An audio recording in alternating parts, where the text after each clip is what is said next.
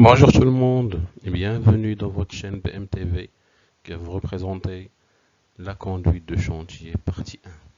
Dans cette partie, on va voir ce qu'on appelle les besoins en main-d'œuvre ou bien la détermination des besoins en main-d'œuvre.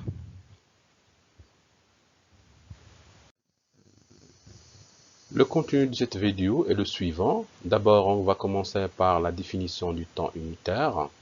Ensuite, on va également définir ce que c'est que le rendement. D'accord? On va ensuite enchaîner avec la définition du crédit d'heure et bien sûr les méthodes de calcul. Et on va finir avec le calcul des durées des différentes tâches.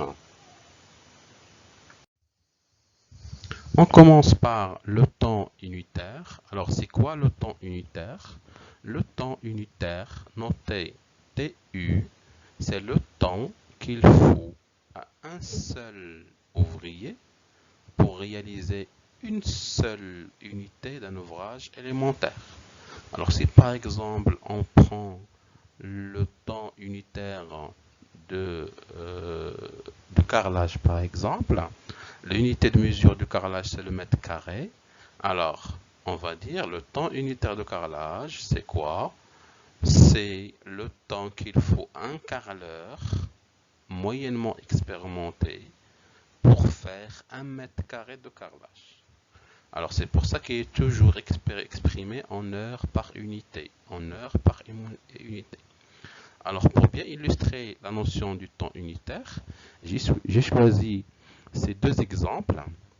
Pour la maçonnerie par exemple, pour, euh, pour, quoi faire? Pour réaliser 1 mètre carré de maçonnerie, alors un ouvrier a besoin de combien? De 0,30 heures.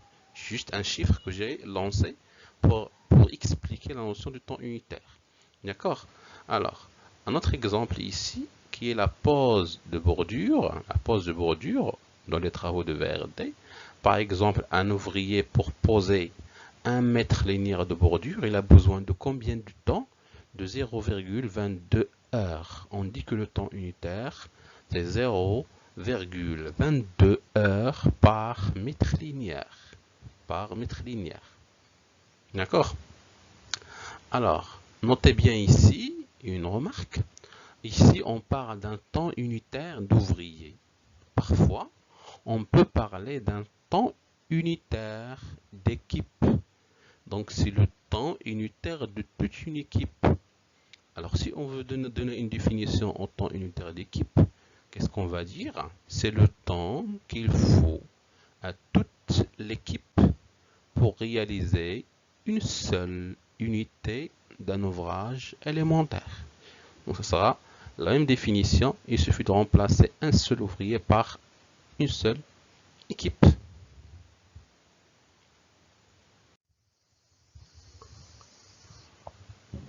On enchaîne maintenant avec ce qu'on appelle le rendement. Le rendement, alors à l'inverse du temps unitaire, le rendement c'est quoi? Il représente la quantité réalisée d'un ouvrage élémentaire par unité de temps, tout simplement. Donc c'est la quantité réalisée par unité de temps. L'unité de temps, il peut changer, il peut être l'heure, il peut être la journée, il peut être la semaine, ainsi de suite. C'est pour ça qu'on peut trouver plusieurs formes. Les plus utilisées ici, qu'on va utiliser par la suite pour les exercices, donc il y a le rendement horaire qui est exprimé en unité par heure, et le rendement journalier qui est exprimé en unité par jour. D'accord?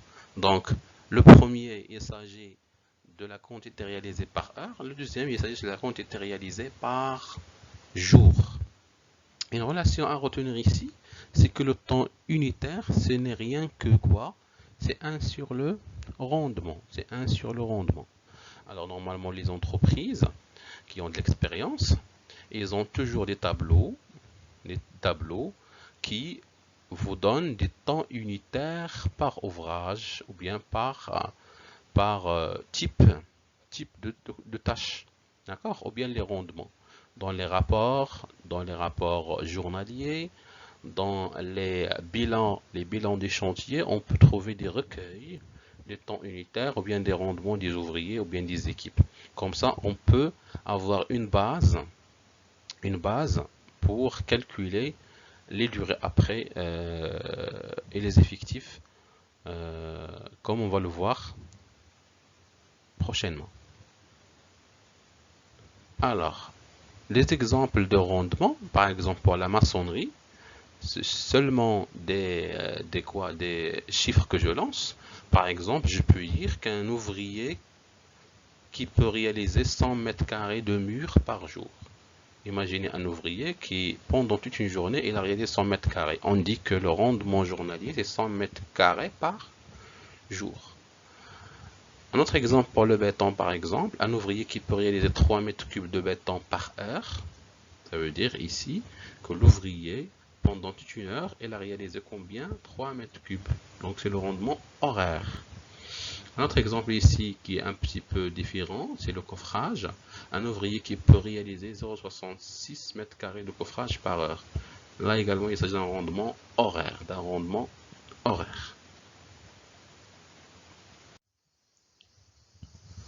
On passe maintenant à la définition de ce qu'on appelle l'horaire journalier. L'horaire journalier, noté H-indice G, c'est quoi? C'est le temps de travail normal, à l'exclusion bien sûr des temps d'habillage, de casse-croûte et de trajet. Par exemple, on dit qu'un chantier travaille 8 heures par jour, ou bien 9 heures par jour. Ça, c'est le temps normal. C'est ce qu'on est censé travailler pendant toute une journée. D'accord? Alors, ce temps normal-là, on n'arrive pas à le travailler réellement. Il y a toujours des pertes de temps. Il y a toujours des pertes de temps dues par exemple à la fatigue, dues à des besoins personnels, ainsi de suite. Donc on parle des temps improductifs. Les temps improductifs, noté TI, ce sont les pertes du temps prévisible. Ensuite, on va définir l'horaire journalier productif, noté HGP. C'est le temps réellement travaillé, c'est le temps effectivement travaillé par les ouvriers au sein du chantier. On peut donc écrire quoi? Le HGP, ce n'est que le HG moins le temps improductif. Alors ce temps improductif, on peut le modéliser, ou bien ce HGP, on peut le retrouver autrement par ce qu'on appelle l'efficience. L'efficience qui est toujours en pourcentage, c'est un ratio qui représente le temps productif par rapport à l'horaire journalier. Il est souvent exprimé en pourcentage. On peut donc écrire quoi? Le HGP, ce n'est que le E fois le HG sur 100. Un exemple pour illustrer ça, pour mieux comprendre. Imaginez vous travaillez 8 heures dans votre chantier et les équipes, ils ont une efficacité ou bien une efficience de 90%. Ça veut dire 10% du temps, ce sont des pertes de temps, ce sont des temps improductifs. Alors le HGP ici c'est quoi? Ce n'est que 90 fois 8 sur 100 égale à 7,2. Alors, au lieu de travailler 8 heures par jour, effectivement, les ouvriers ne travaillent que 7,2 heures par jour réellement.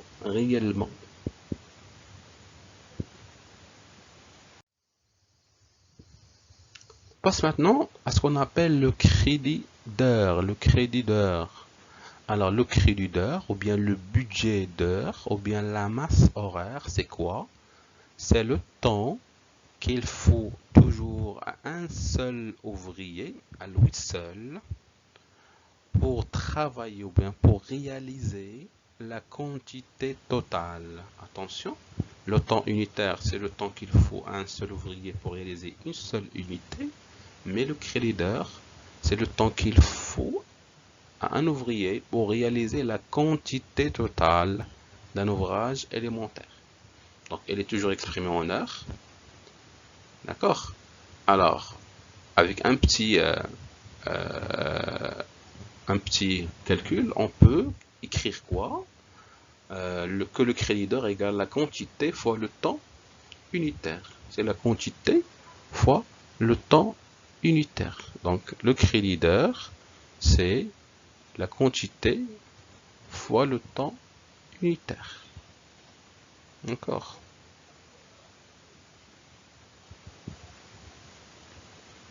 Exemple. Imaginez dans un chantier, vous avez 600 mètres linéaires de mur de clôture à réaliser. Et le temps unitaire d'ouvrier est de 0,66. Alors, pour réaliser la totalité du mur, il nous faut combien d'heures? L'ouvrier, il lui faut 600 fois 0,66 qui fait un total de 386 heures pour faire la totalité ou bien la quantité totale.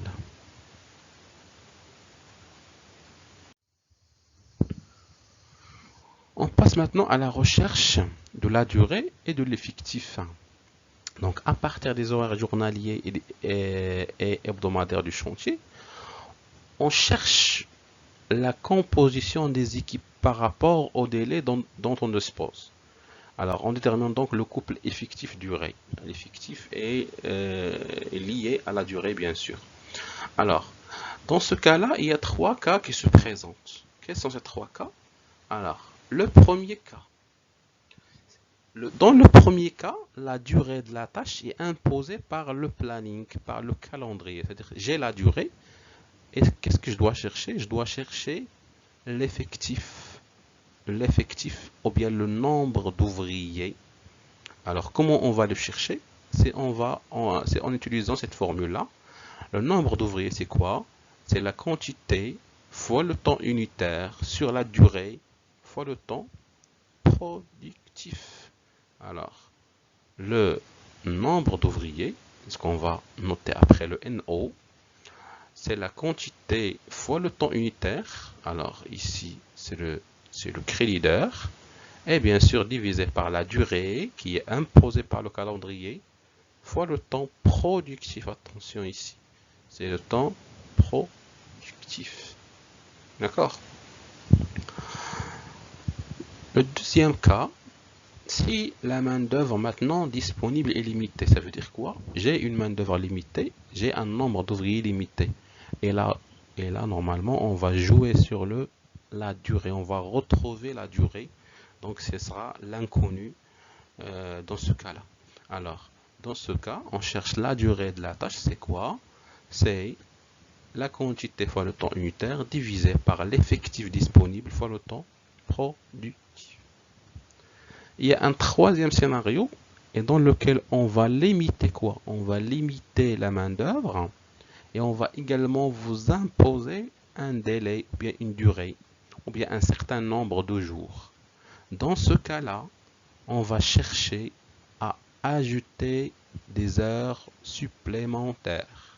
Alors comment on va les calculer? Par cette formule-là, le nombre d'heures supplémentaires, c'est quoi? C'est ce qu'on appelle le nombre d'heures déficitaires ou bien le crédit d'heures déficitaire. On va voir après comment on va le calculer. Divisé par le nombre de jours fois le nombre d'ouvriers. Alors ça c'est fixé, ça c'est fixé. Donc automatiquement, il suffit de chercher ce qu'on appelle le crédit d'heures déficitaire ou bien le nombre d'heures déficitaires. On va voir par la suite comment on va calculer ces heures déficitaires. Alors pour simplifier la chose, on va utiliser des symboles ici, des formules plus simplifiées avec des symboles. Alors c'est les mêmes formules, sauf que ici, on a modélisé le nombre d'ouvriers par un certain NO, la durée par T, le NG c'est le nombre de jours, bien la durée imposée, le HD c'est les heures déficitaires, c'est le crédit d'heures déficitaires, et le HS c'est le nombre d'heures supplémentaires par ouvrier par jour. Alors, ici, c'est les mêmes formules hein, que tout à l'heure. C'est les mêmes formules que tout à l'heure. D'accord? C'est les mêmes formules, sauf qu'elles sont avec des symboles. Alors, ce qui est nouveau ici, c'est quoi? C'est la formule de calcul de HD du créditeur déficitaire. Alors, le HD, c'est quoi? C'est mon créditeur global. Attention, c'est le créditeur global, à moins le créditeur disponible, ou bien le nombre d'heures que je peux travailler avec l'équipe que j'ai. Alors, l'équipe que j'ai, c'est NO. Ils vont travailler NG, jour, et par jour, ils vont travailler HGP. Ça veut dire quoi? Ça, c'est le nombre total d'heures que je dois ajouter. Le nombre total d'heures que je dois ajouter. Et quand je vais les diviser par le NG fois le NO, ça va donner quoi? C'est le nombre d'heures que je dois ajouter par jour par ouvrier. Attention, le HS ici, le HS, c'est par jour par ouvrier.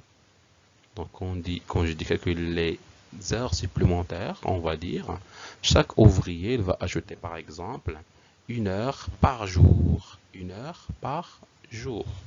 D'accord? Alors, pour mettre en application les formules qu'on vient de voir, j'ai choisi cet exercice d'application qui est très simple. Il suffit de la lire et comprendre et on va essayer de répondre aux questions qu'on va voir en bas. Alors, une opération de construire comporte 43 mètres cubes de béton armé avec un ratio des aciers est égal à 80. C'est le ratio des aciers.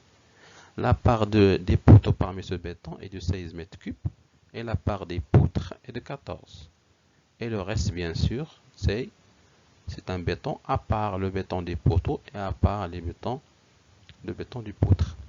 Pour le coffrage, alors 1 mètre cube de béton des poteaux nécessite 15 mètres carrés de coffrage. 1 mètre cube de béton des poutres nécessite 10 mètres carrés de coffrage. Le reste de béton nécessite 6 mètres carrés de coffrage par mètre cube.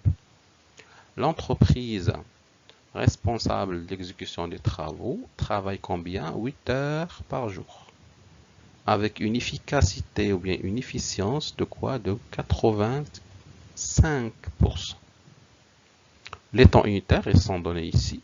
Les temps unitaires pour le béton, pour l'acier et pour le coffrage. D'accord? Alors, la première question, il s'agit du mètre. On va faire le mètre d'acier et de coffrage. Après, on va chercher le créditeur total du projet.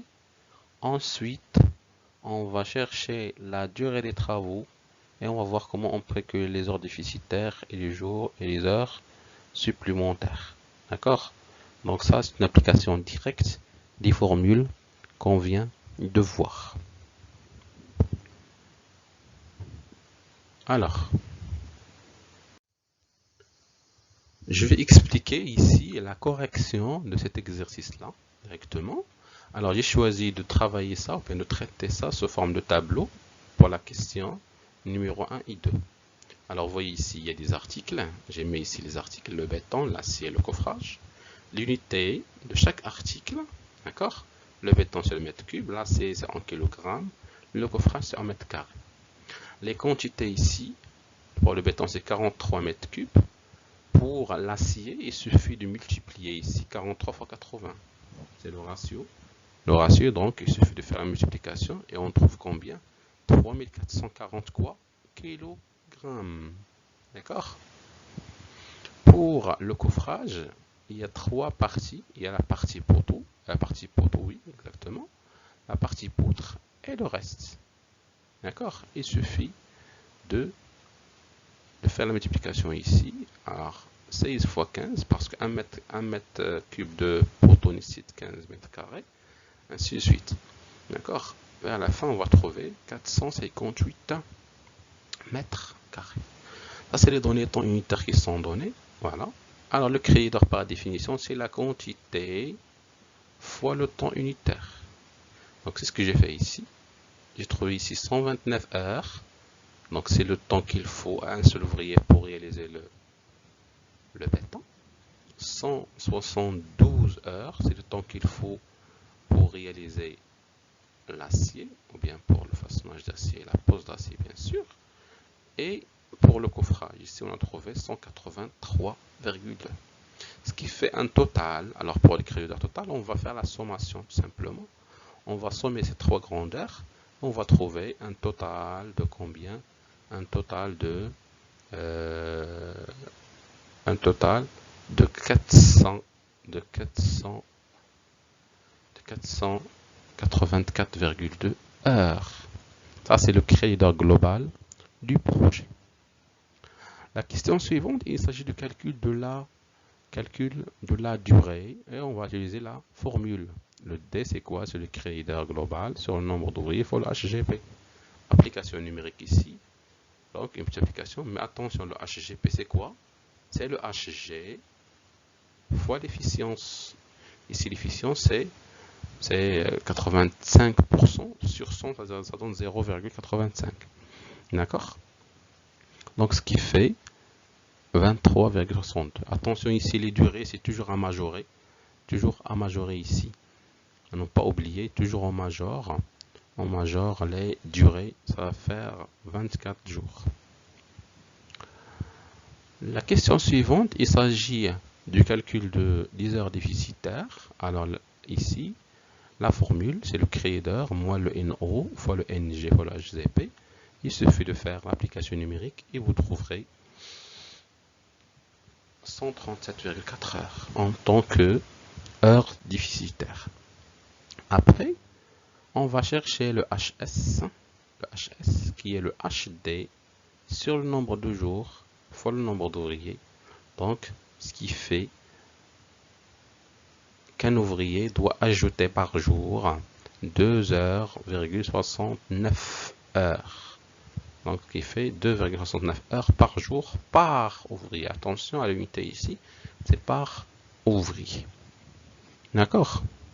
Il y a une autre méthode pour calculer tout ça, pour calculer le HS, sans passer par le HD. On va la voir, bien sûr, au cours de la vidéo suivante, ou bien la vidéo prochaine, Inch'Allah. Donc, on va voir une autre méthode pour calculer le HS, sans passer par le HD. C'est bon?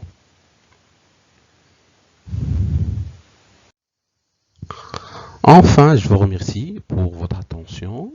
Et je vous donne rendez-vous pour la prochaine vidéo, Inch'Allah, dans laquelle on va traiter un exercice corrigé sur la détermination des besoins en main-d'œuvre, le calcul du délai des effectifs, voire même des ouvriers supplémentaires. Donc, c'est ce qu'on va essayer de voir la prochaine fois, dans la prochaine vidéo. Et enfin, n'oubliez pas de nous motiver par